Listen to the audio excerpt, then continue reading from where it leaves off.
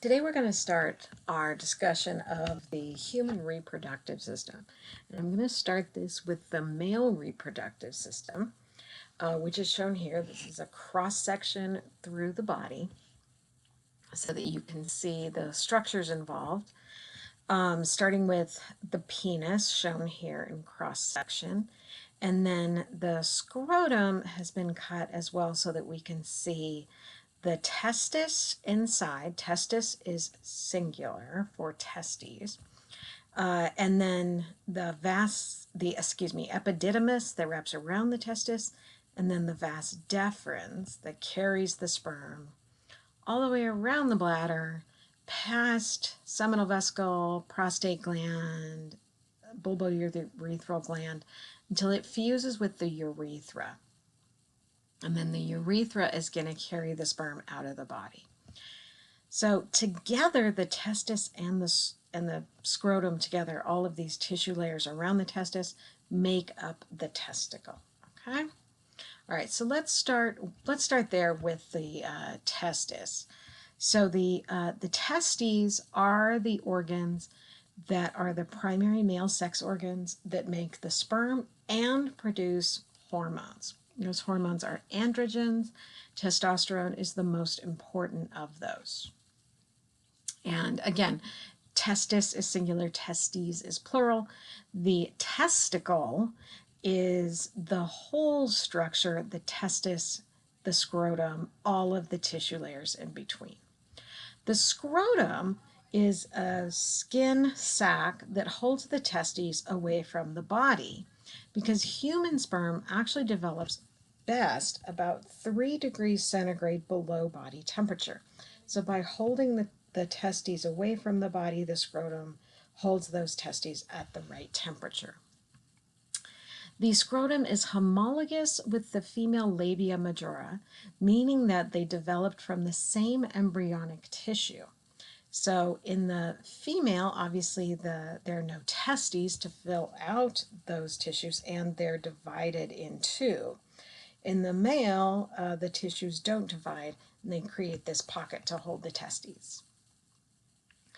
The scrotum also includes a bunch of layers of tissues, and those include some muscles that raise and lower the scrotum to keep the testes at the right temperature.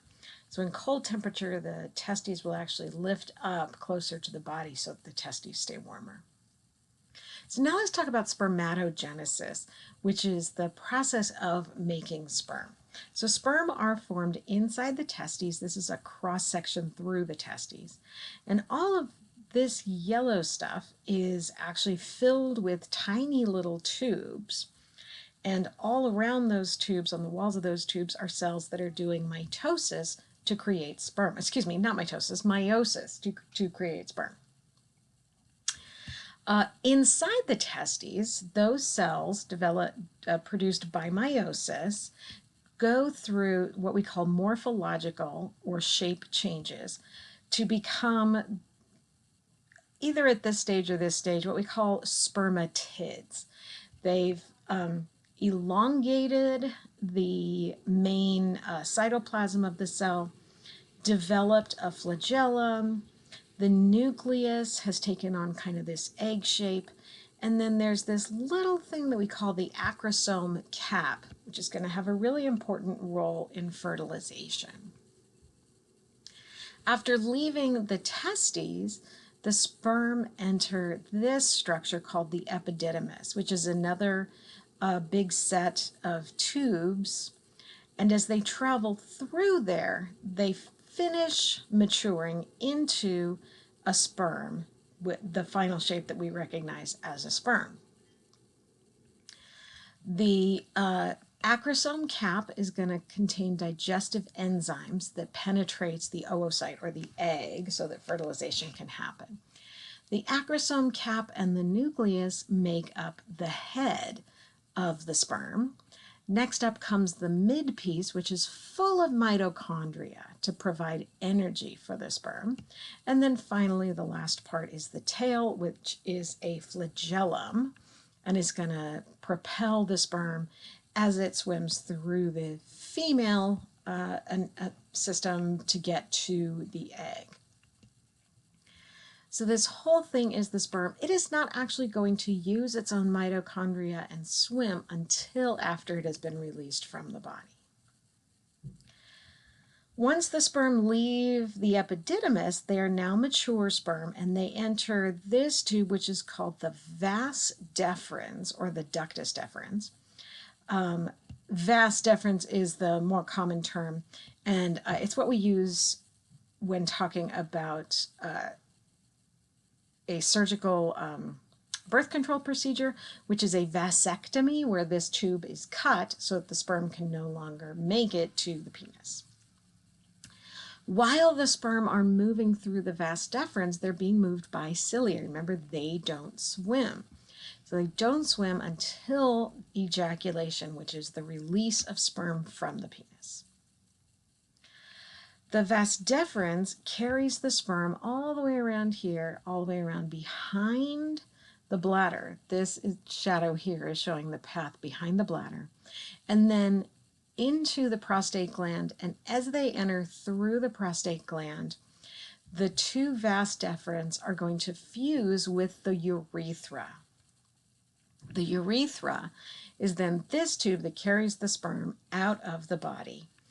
The urethra also carries urine out of the body. So it is shared by the urinary and reproductive systems in the human male, but not in the human female. That's an important difference between the two systems. Now the penis itself, this main part of the penis is called the shaft. The swollen part at the end is called the glans.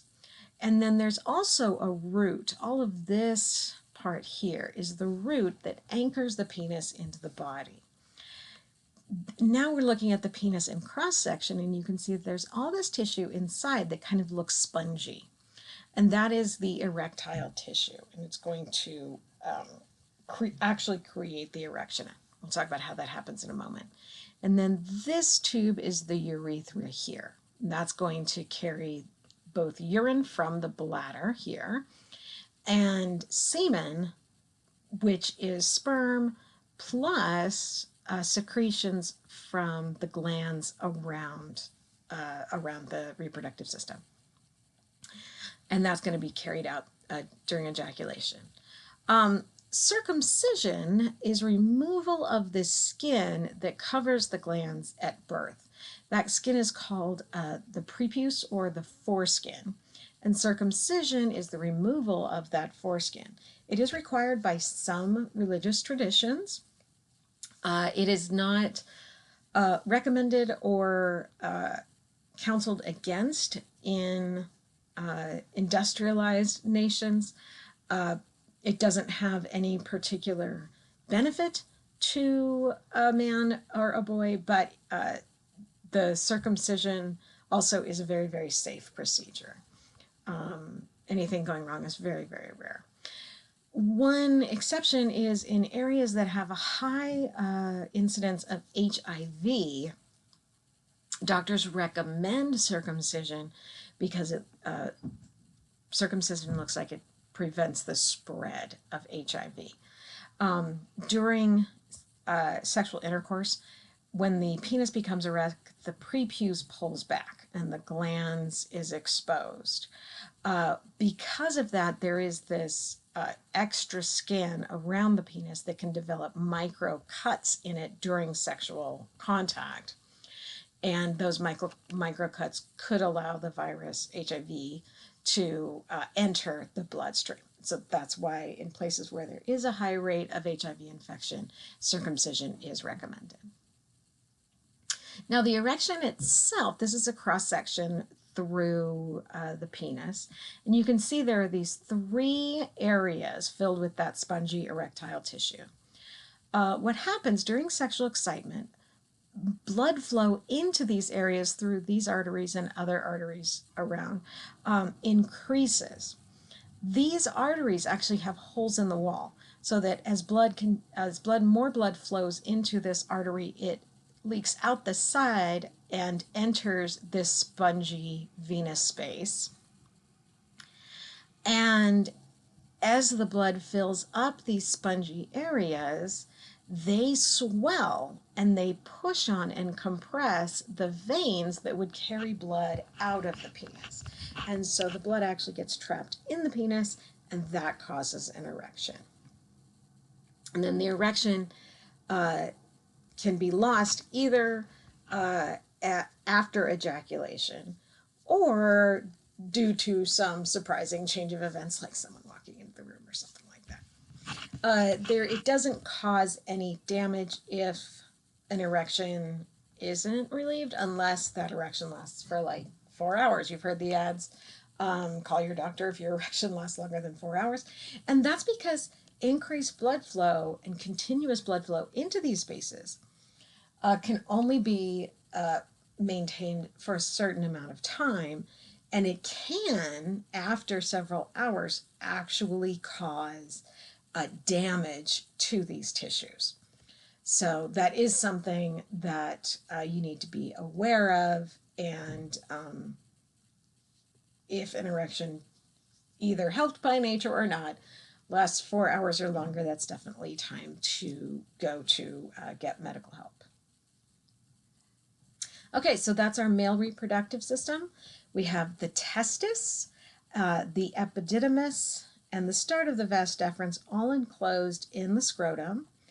The sperm is made in the testis, matures in the epididymis, travels through the vas deferens around to here, passes by the seminal vesicle where it picks up some secretions, through the prostate gland where it picks up more secretions, and there the vas deferens fuses with the urethra, which is carrying urine from the bladder. Now, semen doesn't contain urine. There's a valve here that either allows ejaculate, semen out, or urine.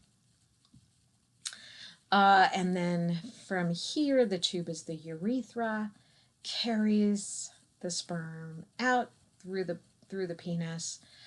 We have the erectile bodies, the shaft of the penis, and then the glands covered with the prepuce if the man is not circumcised. So that's the male reproductive system, and next we'll do the female system.